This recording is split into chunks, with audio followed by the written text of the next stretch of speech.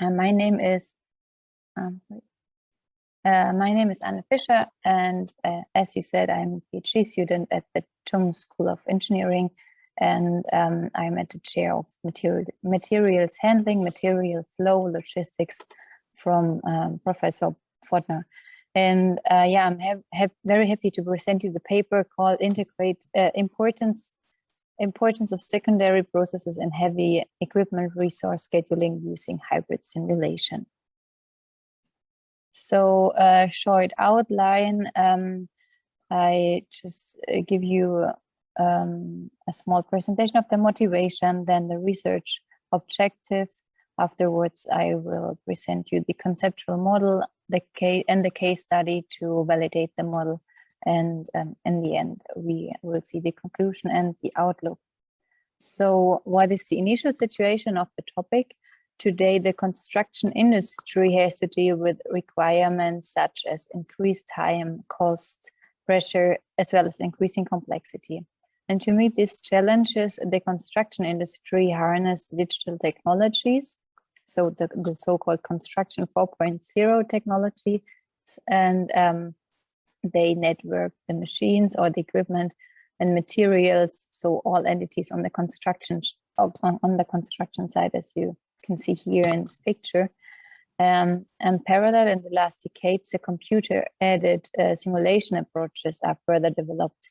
As already seen in this track, the usage of process simulation, the so-called discrete event simulation, is a proven tool for testing complex systems in advance and for validating variants with minimal efforts. And there exists also different levels of simulation approaches, and in a previous work, we divided it into a macro simulation and a micro simulation, and we combine these two approaches cyclically to first profit from the project scheduling of the macro simulation, and second, include the telematics data of the equipment on site to update the project schedule, as I said, cyclically. However, in order to give you a better understanding, you can see here a control loop, or to just give you an impression on the objective. So we have here the macro simulation based on boundary conditions and the dates, like in start date. Then we also have a micro simulation to evaluate the construction progress. And what is missing now, but I will present it in the next minutes, is the meso-simulation to also study variance on the construction side. And in the end, we have something like a digital twin. So we have the execution on the construction side, and by adding or by using the telematics data of the equipment, we can push this back to the simulation to update the simulation on this, based on this data, and to vary different scenarios. And in the following, as I said, we will concentrate on the meso-simulation, which will be the third part of our simulation approach. And this is the concept. So we have different phases in construction side. We in the first step, the user initializes the meso-simulation model, creates different alternative scenarios, for example, by varying the number of equipment or different types of equipment. Then dynamically, it will be shared via SQL database and to the macro simulation to compute an optimum schedule. And during execution, we have the data is transferred to the micro simulation, and we can update the telematics data via the microsimulation and calculate the construction progress. So the current state is then passed to the macro simulation, which calculates the optimal resource scheduling and its total duration.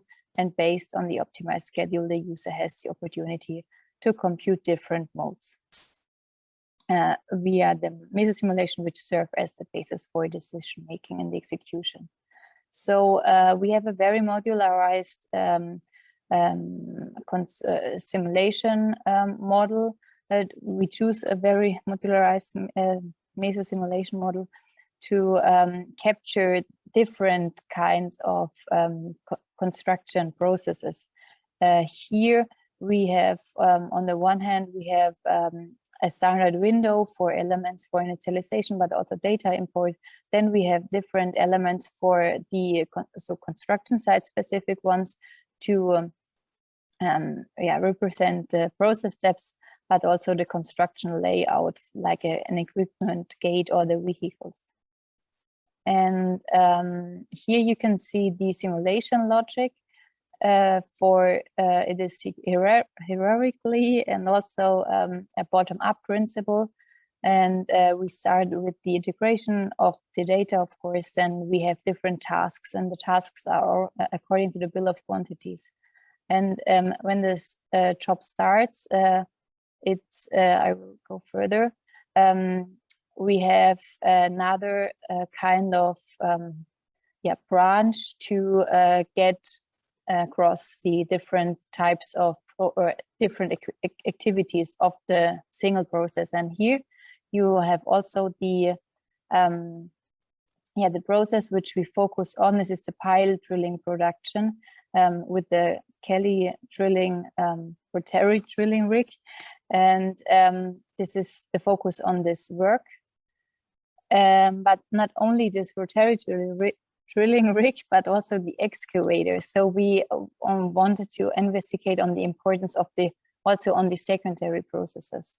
So we did some different, or we did some alternative scenarios to compare these, and we compared their different. We focus only on the earth moving, or also on the earth moving equipment, which you can see here. We have the hydraulic excavator on tracks, on wheels, but also the wheel loader. And we can see that there is a significantly reduction when the demand is more than one equipment. We have also a weakened effect by continuing the increase if the demand, of course, is increasing, and the larger the capacity is, the more expensive the equipment will be. And in the end, we had an existing hybrid simulation model, which we extended towards a meso simulation. We have shown this, and we captured there the material flow on site in advance, and also the different process, sub-processes. This current meso simulation is, however, limited. For example, we didn't use a different kinds of probability distributions, or it's very hard to make the model if you have to model different kinds if you want to change the modes, and also it's not possible to make a parallel construction site project. So like if you have two rotary drilling rigs, for example.